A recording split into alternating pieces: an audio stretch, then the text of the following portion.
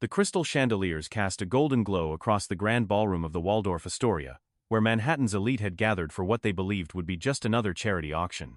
Women in designer gowns glided past men in tailored tuxedos, champagne flutes catching the light like tiny prisms. The air hummed with carefully modulated laughter and the soft clink of expensive jewelry. This was the world of power dressed in philanthropy, where a single evening's donations could change lives or simply polish reputations, depending on who was watching.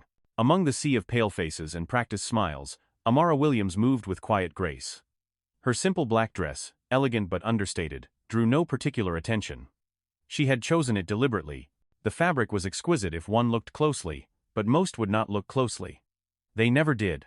At 42, Amara had learned that invisibility could be a strategic choice, a way to observe the world as it truly was rather than as it pretended to be. Tonight, she wanted to see without being seen, to understand without being understood.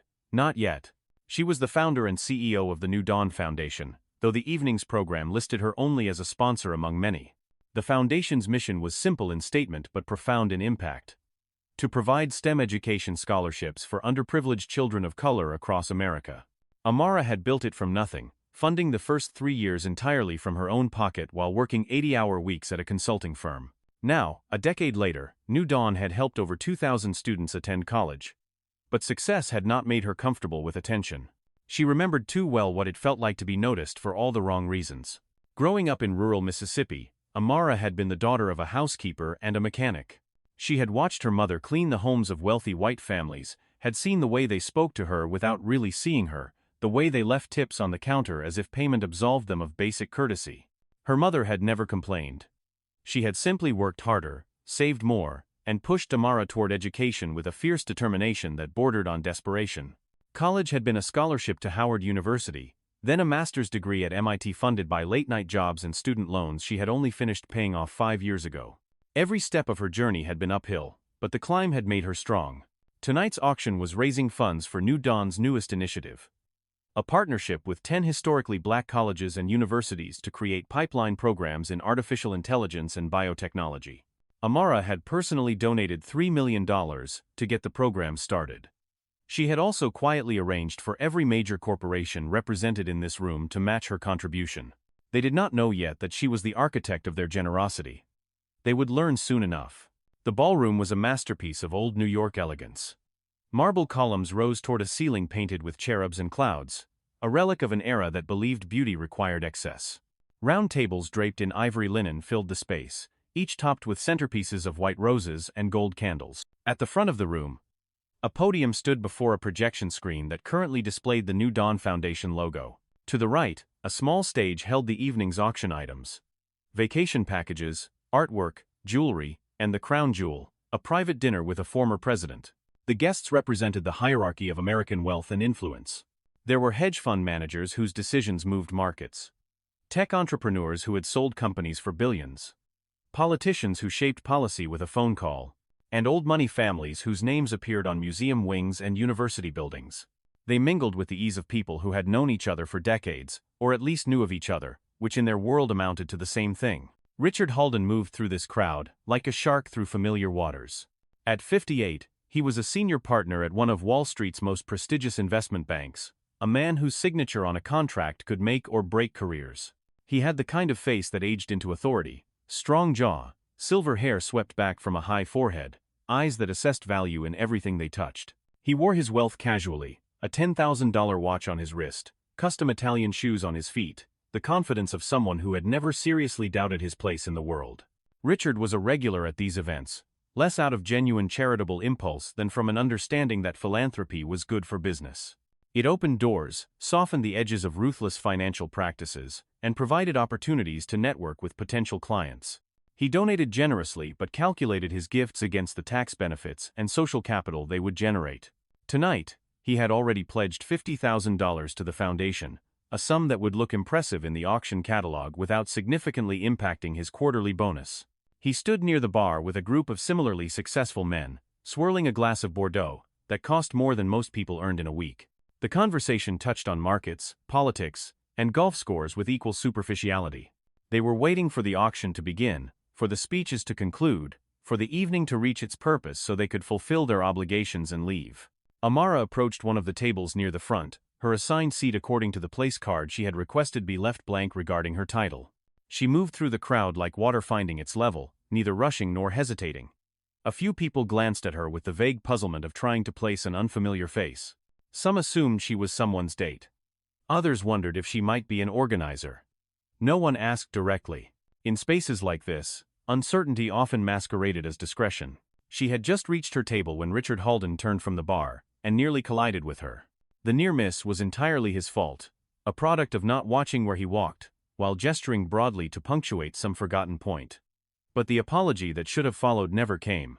Instead, his eyes traveled over her with casual assessment, taking in her simple dress, her lack of obvious jewelry, her quiet presence. In the arithmetic of his worldview, she did not add up to guest. "Excuse me," he said, not unkindly but with unmistakable dismissal. "I think the service entrance is toward the back." He smiled as he said it, a practiced expression that suggested he thought himself charming. Around him, his companions chuckled softly, the sort of ambient laughter that required no actual humor, only social permission. Amara met his eyes steadily. She had heard variations of this assumption before. Had been mistaken for help staff at conferences, hotels, and yes, charity events. The presumption came from the same place it always did. The inability of some people to imagine that a black woman might belong in their spaces for any reason other than to serve them. She could have corrected him, could have explained exactly who she was and watched the color drain from his face. But she chose silence, a tactical decision born from experience. Some lessons required more than words. "I believe you are mistaken," she said quietly, her voice carrying the soft vowels of the Deep South alongside the crisp diction of excellent education. "But I will forgive the confusion." She moved to step past him, toward her table. Richard, emboldened by the audience, and perhaps by the wine, reached out and touched her arm. Not roughly, but with the casual entitlement of someone accustomed to physical space being his to command. "No, really," he insisted, "staff should not be out here during the reception. It looks unprofessional." He still smiled, still thought himself helpful rather than harmful. The music seemed to dim. The conversations around them faded to a murmur. Several heads turned, drawn by the subtle shift in atmosphere that precedes conflict. Amara looked down at his hand on her arm, then back up at his face. She said nothing, waiting. Richard, interpreting her silence as submission or perhaps confusion, gestured toward the back of the room with his wine glass. The movement was careless, a sweep of his hand meant to indicate direction. But his grip on the glass loosened, or perhaps tightened in the wrong way, or perhaps the universe simply decided that some actions deserved immediate consequence. The deep red wine arced out of the glass in a perfect, terrible curve and splashed across the front of Amara's black dress. The sound of glass hitting marble floor cracked through the sudden silence like a gunshot. Burgundy liquid spread across expensive fabric, darkening it from black to something deeper, irredeemable. Drops spattered onto her shoes, onto the white tablecloth beside them, onto the polished floor. The stain bloomed like an accusation. For a moment, no one moved. The entire ballroom seemed to hold its breath, caught between shock and a darker instinct, the terrible human urge to laugh at another's humiliation. Then someone did laugh, a sharp bark of sound from one of Richard's companions. Another joined in, then another, until nervous laughter rippled through the nearby tables like a contagion of cruelty. Richard's face cycled through surprise, then annoyance, then a calculated concern that did not quite reach his eyes. "Oh God," he said, though whether to Amara or to his audience was unclear. "Look what you made me do." The phrasing was precise, blame redirected before it could attach to him. "Someone get her a towel." He said it to the air, to anyone, to no one, already turning back to his friends as if the matter was settled. Amara stood perfectly still. The wine soaked through layers of fabric, cold against her skin. Around her, she could feel the weight of eyes, the pressure of judgment. She heard the whispers starting, saw phones being subtly raised. This moment would be photographed, shared, commented upon. She would become a story people told, an anecdote about an awkward incident at a charity gala. The woman who got wine spilled on her. The help who forgot her place. She reached into her small clutch and withdrew a handkerchief, white linen that her mother had embroidered with her initials years ago. Slowly, deliberately, she dabbed at the wine on her dress. The gesture was futile, the stain had already set. But it gave her hands something to do, while her mind worked with crystalline clarity.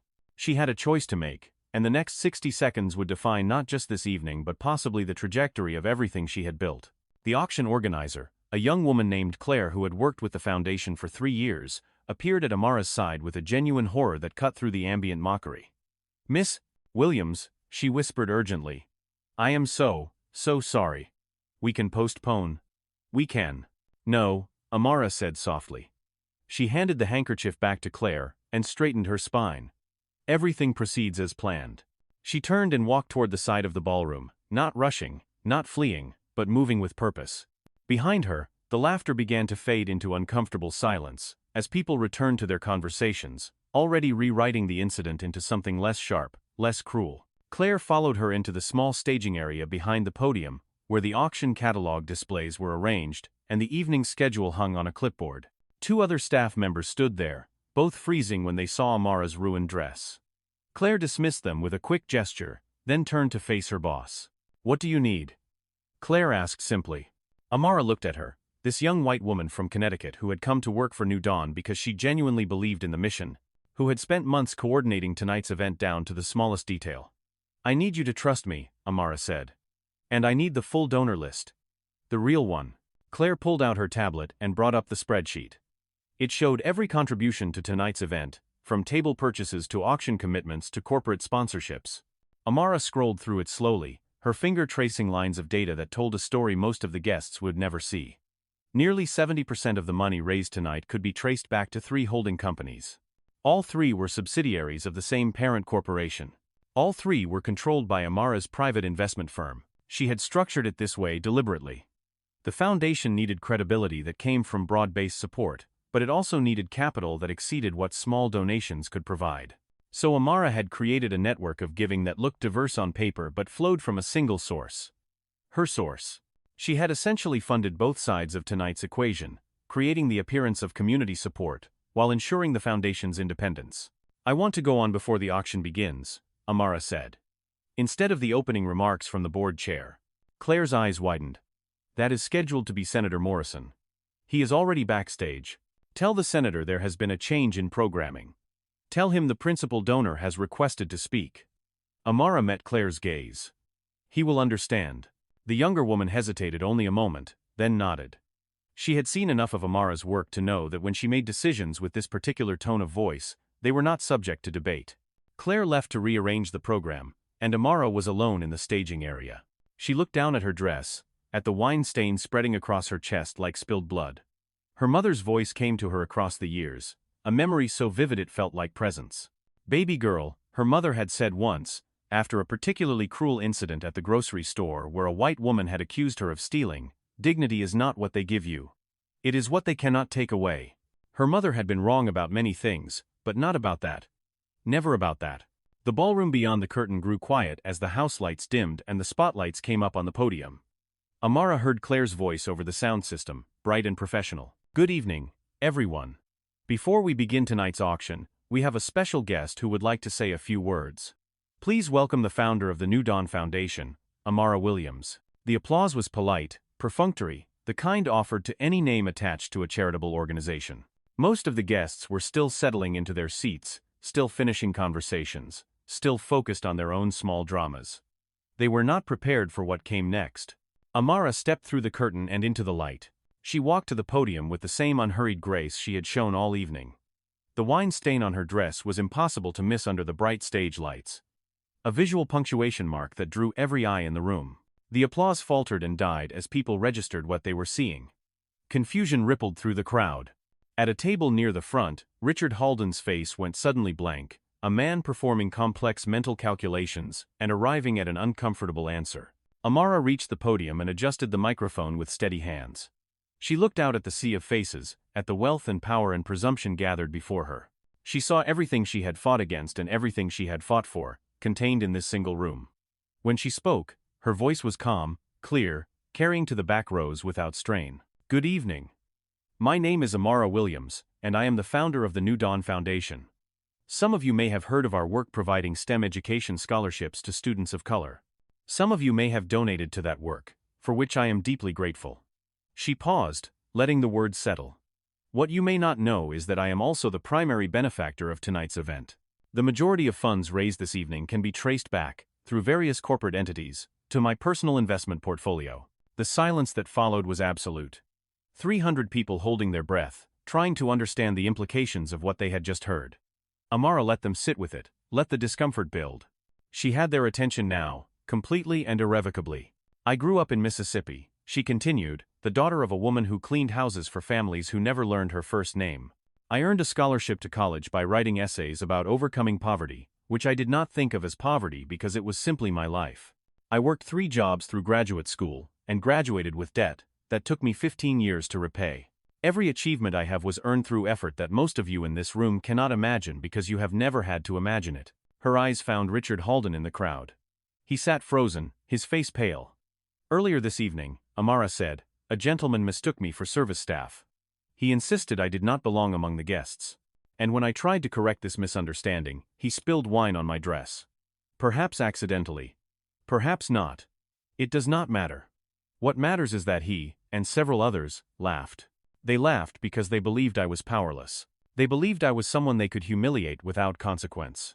The ballroom was so quiet that the sound of the air conditioning became audible, a soft hum underlying her words. Amara gripped the edges of the podium, her knuckles tightening until the skin stretched pale across bone. I did not come here tonight seeking confrontation. I came to observe, to understand how this community sees the work we do, whether it is genuine partnership or simply the purchase of moral comfort. I got my answer. But I want you to understand something. She straightened, releasing the podium, her hands falling to her sides. I do not need your charity. The New Dawn Foundation does not exist because of your generosity. It exists because I built it, because I funded it, because I refuse to wait for people like you to decide that children who look like me deserve opportunities that come automatically to children who look like you. Someone coughed. Someone else scraped their chair back slightly. But no one left. No one could leave, not now, not when history was being written in real time in front of them. So yes, Amara said. And now she allowed herself a small, cold smile. I own this auction. I own the foundation it supports. I own the narrative you thought you were participating in when you wrote your tax-deductible checks and congratulated yourselves on being progressive. And I am telling you that your money is welcome but your assumptions are not. Your donations will still help children attend college, but your comfort has been revoked. She stepped back from the podium. The silence held for another 3 seconds, then shattered into chaos. Applause erupted from several tables, genuine and thunderous. Other tables sat frozen, trapped between social obligation and personal discomfort.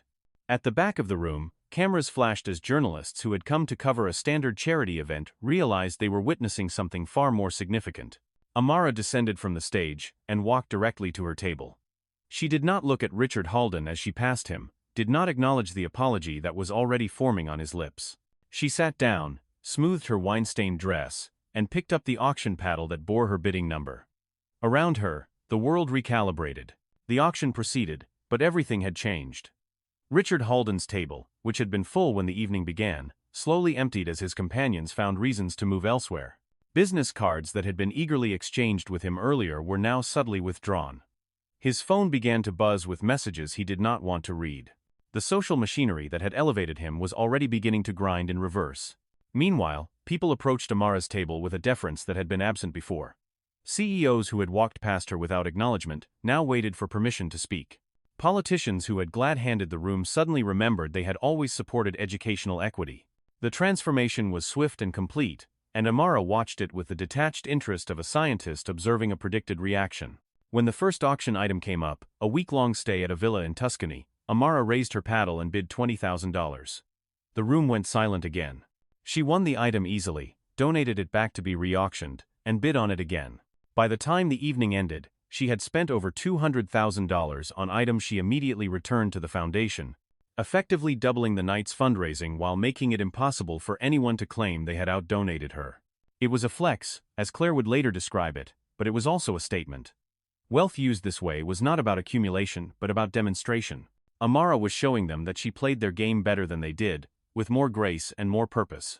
After the official program concluded, as guests began filtering toward the exits, Richard Halden appeared in Amara's peripheral vision. He stood a respectful distance away, holding his coat, his earlier confidence replaced by something harder to define. Shame, perhaps, or the realization of consequence.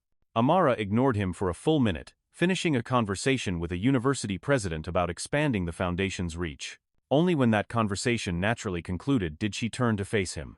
"Miss Williams," he began, I owe you an enormous apology. You owe many people apologies, Amara said. I am simply the first who made the cost of not apologizing clear. Richard flinched. I was wrong. Inexcusably wrong. I let my assumptions. Your assumptions, Amara interrupted, did not appear out of nowhere. They are the product of a lifetime of seeing people like me as less than people like you. An apology does not undo that. An apology is not even the beginning of undoing that. Then what would be? He asked. And for the first time, he sounded genuinely uncertain. Amara considered him. Learn the names of the people who clean your office.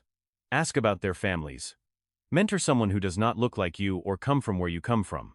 Donate to organizations led by people of color without demanding they perform gratitude or explain their existence. Do that for 10 years. Then ask me if you have apologized enough. She turned away, but he spoke again, quieter now. For what it is worth, my daughter is applying to colleges next year. She wants to study engineering. I never thought about whether she would face barriers until tonight. I never had to think about it. Amara looked back at him. Then teach her to recognize barriers when she sees them. Teach her to dismantle them rather than simply stepping over them. That would be worth something. Richard nodded slowly and left. Amara watched him go, feeling neither satisfaction nor forgiveness, only the exhausted clarity that comes after necessary confrontation. Claire approached as the last guests departed. The press wants statements, she said. 3 major networks, 2 newspapers, and at least a dozen online outlets. Your speech is already trending.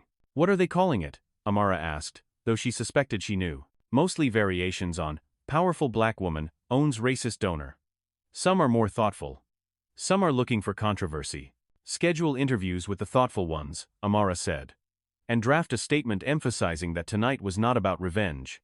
It was about visibility. The work continues, and anyone who wants to support it is welcome, but we will not be invisible anymore. A week later, Amara sat across from a journalist in her foundation's office, a converted brownstone in Harlem with walls covered in photographs of scholarship recipients. The journalist, a black woman in her 30s, had done her research. She knew about Amara's background, her mother's work, the long climb from Mississippi to Manhattan. Some critics say you were too harsh, the journalist said. That you embarrassed a man who made an honest mistake. Amara smiled faintly. An honest mistake is when you bump into someone and apologize. What happened that night was not a mistake. It was a revelation of what he truly believed about who deserved to be in that room. I simply held up a mirror. But you were already successful. You had already won. Why did this moment matter? Because success that is invisible does not change systems, Amara said. Because there are 1,000 black women who do work as important as mine but will never have the resources to make themselves heard. Because my mother cleaned houses for 30 years and died believing she had to make herself small to survive. I refuse to be small. That is not revenge. That is liberation. The interview ran in a major Sunday magazine, accompanied by a photograph of Amara in her office, the wine-stained dress framed on the wall behind her. The headline read, "The Auction She Owned. How One Woman Reclaimed Power in a Room Built to Exclude Her." The foundation's donation numbers tripled in the following month. But more importantly, the emails that arrived came from young women of color who had been taught, implicitly and explicitly, to minimize themselves in professional spaces. They wrote about job interviews where they were mistaken for administrative staff, conferences where they were assumed to be diversity hires, boardrooms where their expertise was questioned, while less qualified men were celebrated. Amara read each email personally. She responded to many of them. She began to understand that what had happened at the auction was not just her story but a collective story, a narrative about worth and recognition that resonated far beyond a single evening.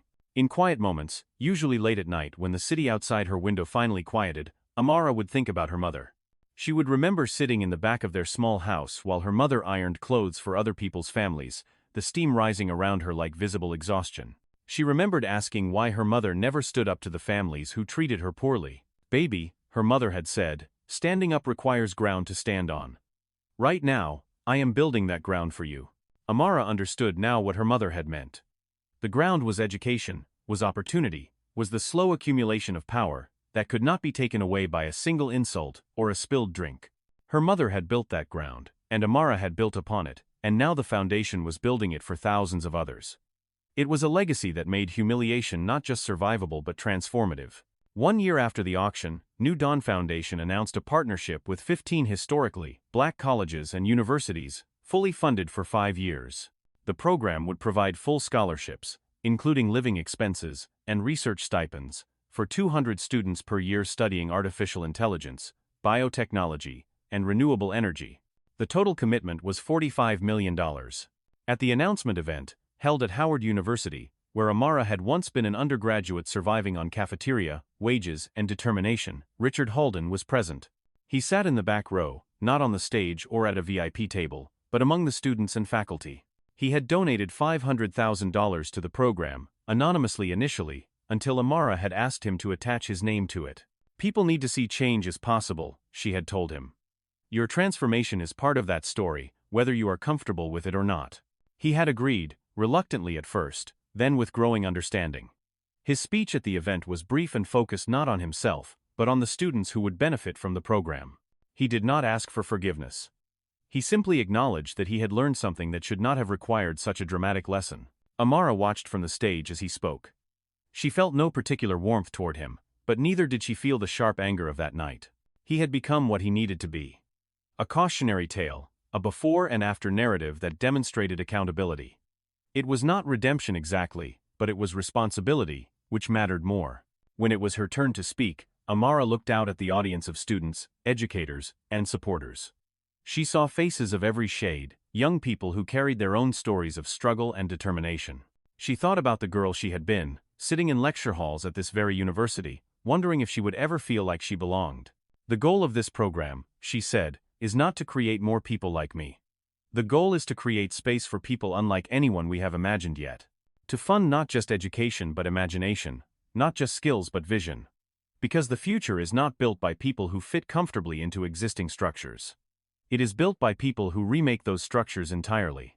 The students erupted in applause, and in that sound, Amara heard echoes of her mother's faith, her own determination, and the collective power of every person who had ever been underestimated and chose to prove the assumption wrong. Later, after the official events concluded, Amara walked across Howard's campus alone.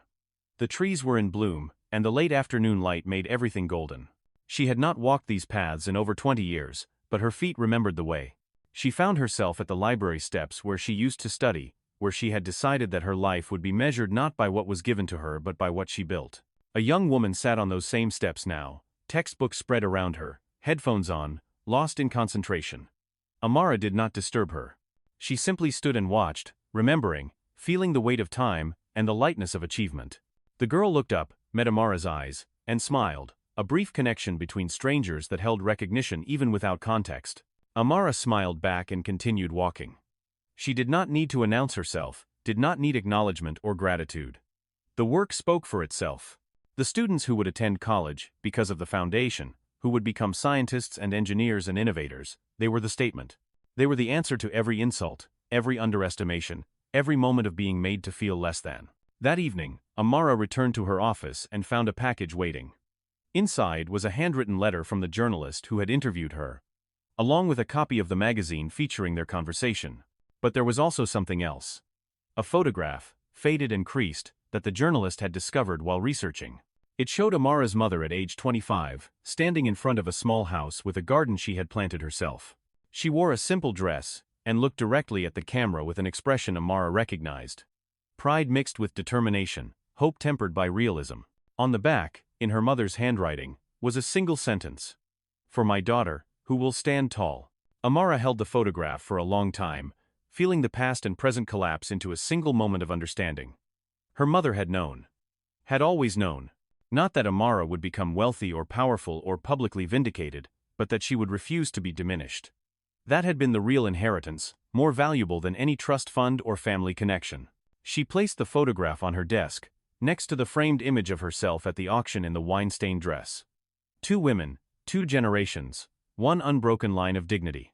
Sometimes justice does not arrive with fanfare or dramatic reversals. Sometimes it is simply the quiet accumulation of choice after choice to remain whole in spaces designed to break you. Sometimes it is the refusal to apologize for your presence, to shrink yourself for someone else's comfort. To accept that power belongs only to those born holding it. Amara Williams had stood in a room full of people who assumed she did not belong and declared her ownership not through anger but through irrefutable truth. She had transformed a moment of humiliation into a platform for change.